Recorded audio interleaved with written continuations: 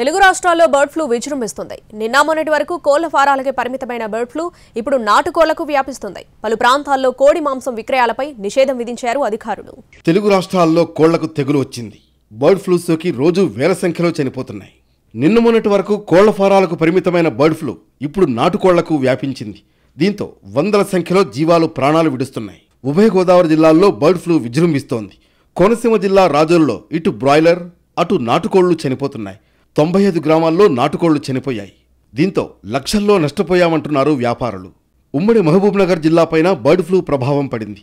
మదనాపురం, ఆత్మకూరు ప్రాంతాల్లో వేల సంఖ్యలో కోళ్లు చనిపోయాయి. కోళ్ల షెడ్లను పరిశీలించిన పశుసంవర్ధక శాఖ అధికారులు శాంపుల్స్ సేకరించారు. వనపర్తి జిల్లా కలెక్టర్ ఆదేశాల మేరకు చికెన్ అమ్మకాలు నిలిచిపోయాయి. ఆదిలాబాద్ జిల్లాలో బర్డ్ ఫ్లూ ప్రభావం అధికంగా ఉంది. దీంతో వారం రోజుల పాటు చికెన్ విక్రయాలు నిలిపివేయాలని నిర్ణయించారు అధికారులు. బర్డ్ ఫ్లూ భయాలతో ఇప్పటికే చికెన్ అమ్మకాలు మందగించాయి. అధికారుల ఆదేశాలతో అమ్మకాలకు పూర్తిగా బ్రేక్ పడింది. మొత్తానికి బర్డ్ ఫ్లూ విజృంభణతో తెలుగు రాష్ట్రాల్లో పౌల్ట్రీ రైతులు తీవ్రంగా నష్టపోతున్నారు. తమను ప్రభుత్వమే ఆదుకోవాలని వేడుకుంటున్నారు.